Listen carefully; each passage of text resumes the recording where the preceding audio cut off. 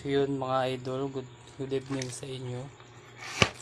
So katapos na namin mang ilaw mga idol, no. Ito yung nahuli namin mga idol, no. Yan. So salamat sa biyaya ng dagat mga idol.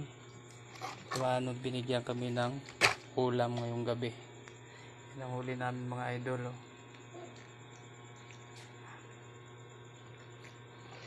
Ako yung anak ko sa pang-ilaw mga idol. Locos yung mga idol. Tapos dalawang halimasag, isang octopus.